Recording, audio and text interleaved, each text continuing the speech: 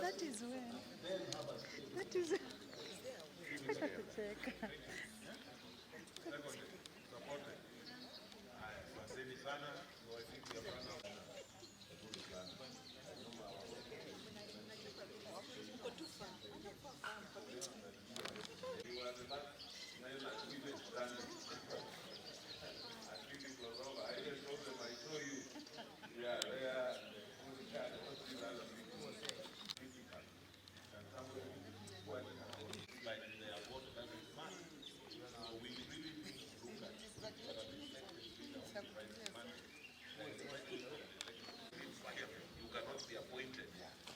certain public jobs.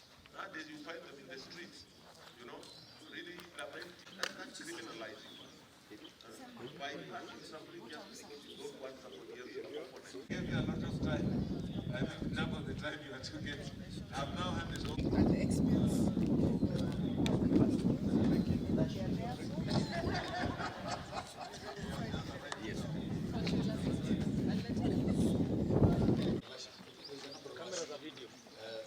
Teachers and the leadership.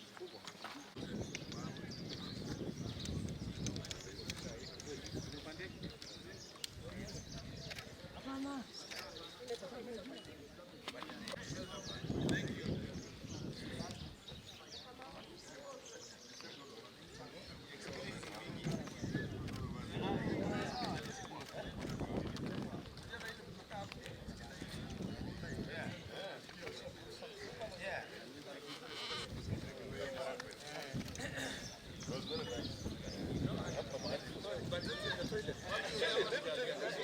Hot water. Hot water. Yes. Hot water. Yes. Yes. Kabisa iko sawa.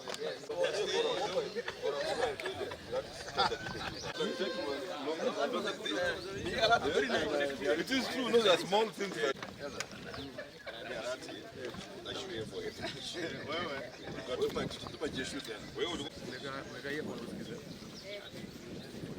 Mary.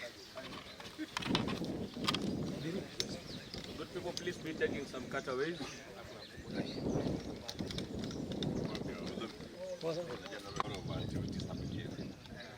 Including family. Neighbors which was the neighbors who met.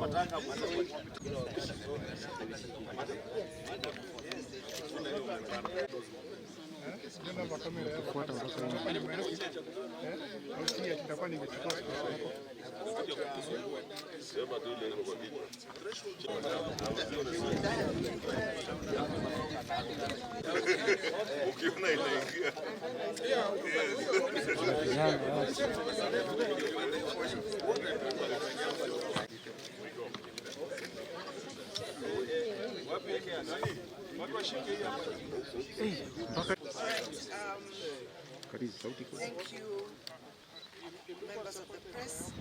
This is we are requesting Parliament to expedite the law. There's already several drafts, I think there are 2 or 3, that are already in the process for defining the criteria for the removal of governor from office, so that we save the country and the nation and counties a lot of wasted time and resources on matters that actually do not meet the threshold. So we are appealing to the Senate and to the National Assembly to finalize with those bills so that it is very clear on the procedure and that which constitutes violations that warrant for removal from office for a governor. You'll remember in the first case of impeachment, Governor Kawira was impeached even before she set the structures of her government. So what is it that a governor would have committed before she has actually even formed a cabinet for her to be impeached? You know, we shouldn't be impeaching each other because we don't like each other or because we had a rough battle in the elections. And this is why it's important to set an objective criteria, which then establishes a predictable sort of threshold as to what constitutes, an impeachable offense. We appreciate that there are global challenges, and that those also are having an effect on us as a country. Our shilling isn't doing well, and of course that has pervasive effect on a lot of things. The price of fuel, and all these things also affect us as counties, because we also, in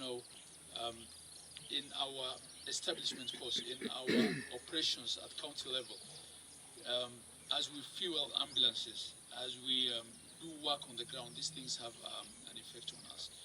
And we, through the IBEC, will work together with national government to try and see what it is that we need to do, because the question of the cost of living for ordinary Kenyans is a question for all of us. That during the summit meeting held in February, chaired by His Excellency the President, it was resolved that RMLF would be reverted to the counties at the rate of 20% for the financial year 2023-2024.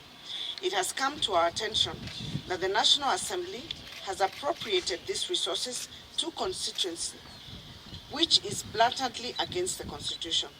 The Council demands that the summit resolutions be implemented, failure to which we will have no alternative other than to seek legal redress. That it has come to our attention that the resources for the MES equipment under the Ministry of Health have been reallocated to other components. This goes contrary to the intergovernmental participatory agreements signed between the county governments and the Ministry of Health. We appeal to the national government through the Ministry of Health to reverse this decision. It has come to our attention that the Social Health Insurance Act will favor the private sector facilities at the expense of the public institutions. We therefore appeal that these issues are corrected forthwith with the regulations that are currently being developed. That the allocation of the 250 million grant by the national government to the remaining 29 counties to be provided through the supplementary budget of financial year 2023-2024 for the implementation of the county aggregation and industrial parks, the KIPes.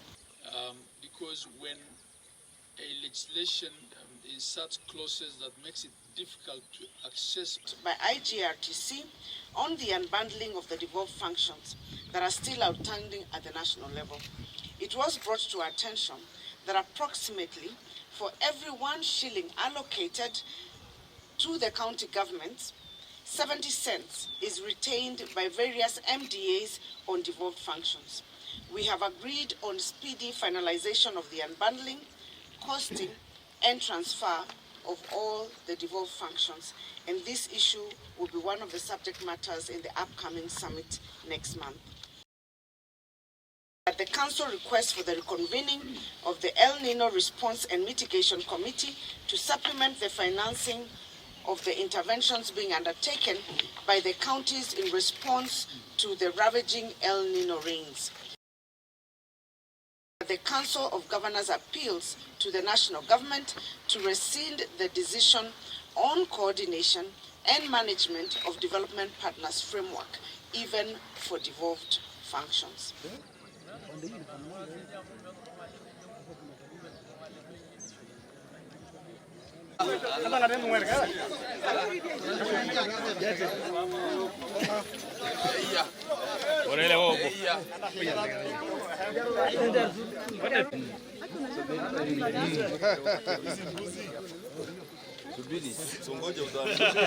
Siku mbili walionelea kwa sababu ya culture yetu, watu ambao ni viongozi kwa jamii wakifika boma yako lazima waoneshe ya kwamba wanajua mko na wanafurahia ile kazi ambayo tunafanya kwa county government all over the republic.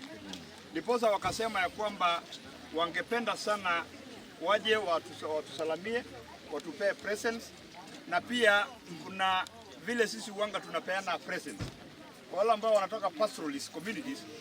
Hii ndio zawadi yetu, na wamesema kwa sababu tumesikia governors karibu 5 ama 6 ienda ikawa watabaki kama wakina Mutai